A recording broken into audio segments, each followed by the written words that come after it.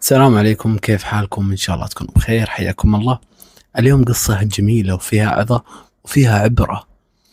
قصتنا اليوم عن ليث يقول في عام 1413 هجري كان عمري 25 سنة.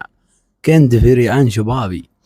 يقول وقتها أنا كنت أشتغل عسكري بالجيش العراقي، وكان موقعي إني أشتغل في جنوب العراق.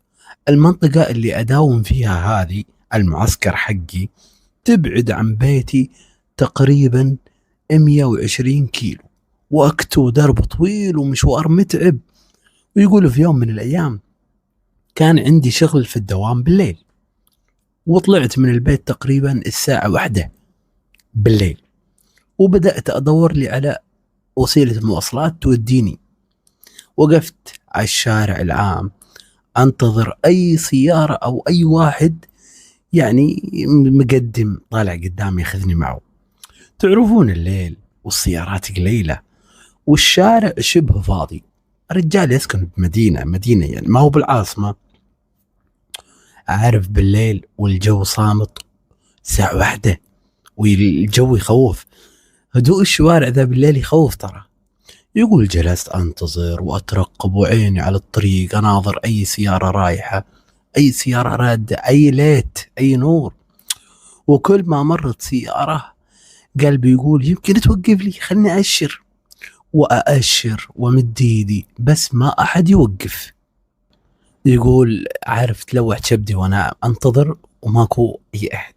يقول وفجأة كذا وأنا واقف مرت علي حافلة صغيرة. هذه الحافلة السيارة فيها سائق ومعها 3 رجال، واضح كذا إنهم عمال لين معهم أغراض سمنت وسيراميك محملينه ورا. يقول أول ما أشرت وقفت الحافلة هذه. يقول أول ما أشرت لهم وقفت ورحت لهم وقلت للسايق يا أخوي تكفى، أنا تراني متأخر على دوامي، ممكن بس توصلني قدام، ترى أنا بالمنطقة الفلانية. فقال التفت علي وقال تعال حياك الله اركب. يقول ركبت. يقول أول ما ركبت جلست قدام جنب السواق، وبعد شوي بدأت ألاحظ إن ال3 اللي وراء العمال قاعدين يشربون، وواضح عليهم يعني يشربون أشياء كذا ما هي بزينة، وقاعدين يستهبلون. وزاد استهبالهم وصاروا يتنمرون علي بالكلام والنظرات. يقول أنا ارتفع ضغطي بس عارف إنهم موصليني وكذا. فيقول التفت عليهم وقلت يا جماعة الخير تراني أنا عسكري، وأي نقطة تفتيش راح نوقف عندها، ترى أقدر أبلغ عنكم، لا تلعبون معي بالنار. أنا رجال عسكري، وترى العسكري جاد ما يحب مثل هالأمور. يقول حسيت الوضع ما يطمن. قال قمت غيرت مكاني ورحت آخر الحافلة جلست. قلت خلني أبعد عنهم. يقول بصراحة في هاليوم أنا كنت تعبان وكان نومي يغلبني، فقلت أستغل المشوار وأنام لين نوصل. قلت للسائق أنت بتمر المكان الفلاني؟ قال لي بمر. قلت له تكفى، عند المكان الفلاني نزلني. 120 كيلو يعني في هالوقت وحافلة وطريق على قده، يعني ممكن ياخذ ساعتين. عرفت كيف؟ والسايق كان محترم غير ال3 اللي ورا. قال أبشر حاضر، روح أنت ورا استريح، وأنا إن شاء الله بس نوصل المكان الفلاني أنا بنفسي بقاعدك بصحيك من النوم.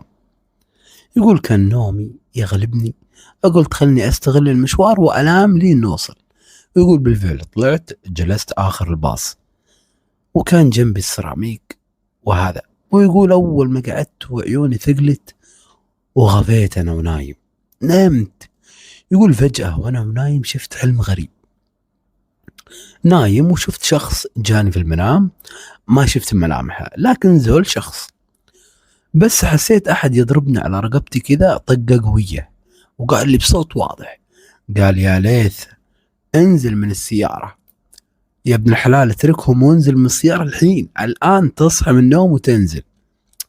يقول صحيت مفزوع وقلبي يدق بقوة. قلت وش السالفة ذي؟ هذا حلم ولا علم؟ يا رب وش اللي قاعد يصير؟ ليث يقول رجعت نمت مرة ثانية ورحت في النوم وغفيت.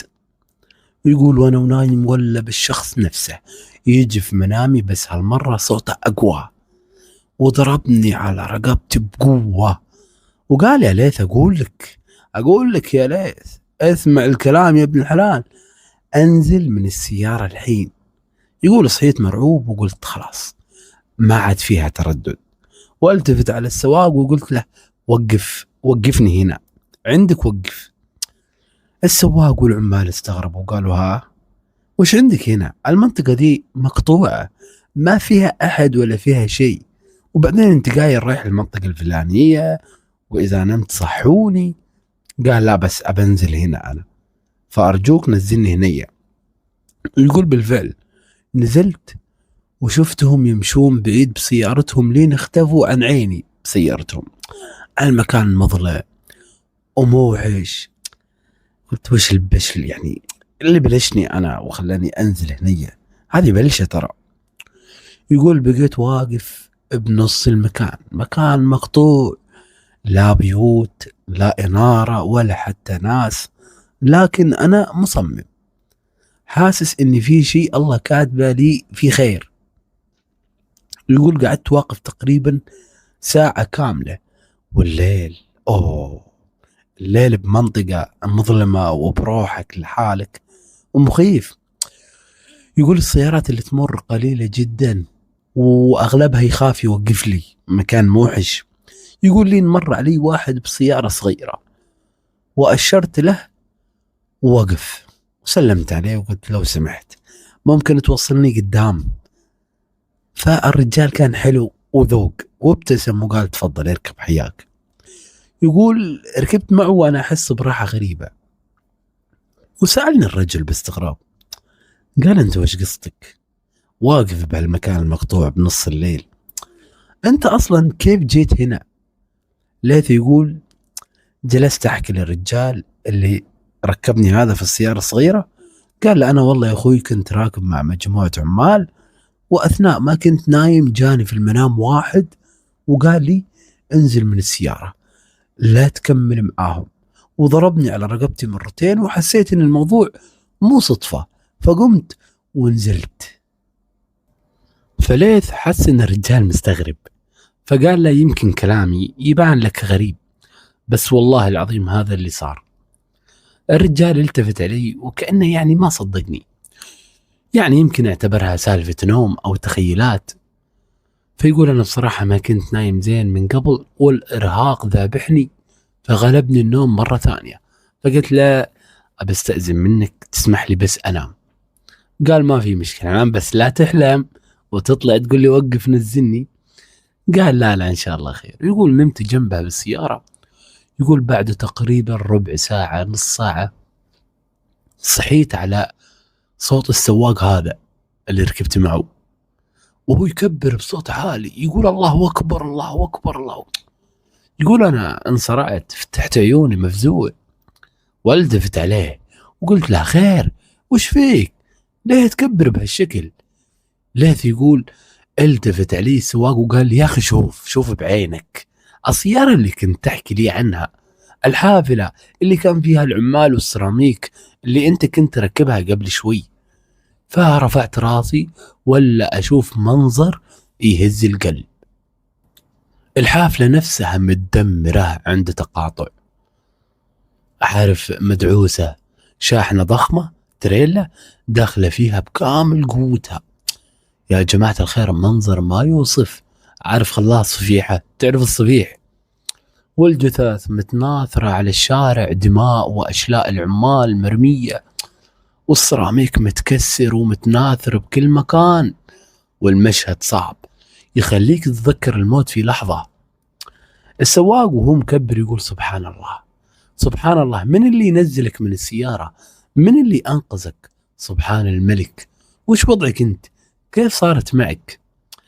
قال والله زعلت على السواق اللي كان معهم، رجال ابن حلال مثلك وشرواك وحبيب وطيب، وقال لي نام وأنا بصحيك إذا وصلنا المكان الفلاني.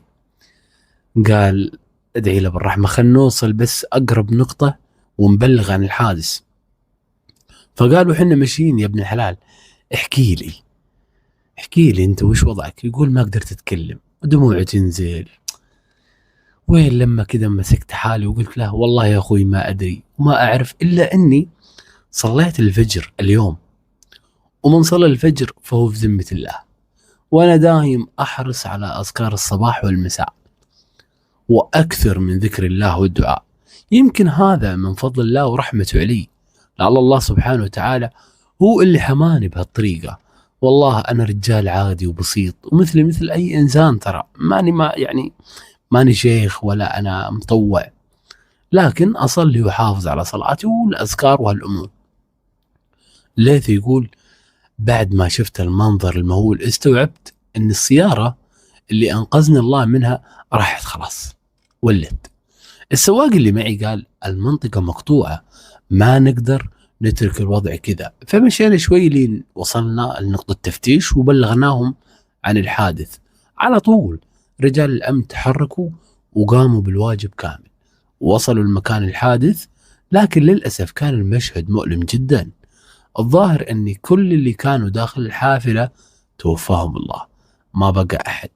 والشيء اللي زاد الوجع أنهم كانوا الشباب اللي ورا يشربون الخمر وهم في الطريق، فشايف النهاية كيف، ومن شب على شيء مات عليه. فأسأل الله لي ولكم حسن الخاتمة. يقول ليث وقتها حسيت بعظم النعمة أن ربي نجاني من موت محقق، وانغرت في قلبي شيء واحد، أني ذكر الله والصلاة في وقتها وأذكار الصباح والمساء هي اللي كانت حصني وحمايتي بفضل الله سبحانه وتعالى. والمساكين هذول راحوا وهم يشربون الخمر والسايق المساكين. فهذه قصة فيها من العظة والعبرة. فأتمنى يعني إن حنا نحافظ على صلاة الفجر ونحافظ على الأذكار والأدعية. أتمنى تكون القصة عجبتكم. في نهاية الفيديو إذا أنت مو مشترك في القناة فحياك الله، اشترك ويانا يا أخي، وانتظرونا في فيديو جديد وقصة جديدة. دمتم في أمان الله وحفظه، والسلام عليكم ورحمة الله وبركاته.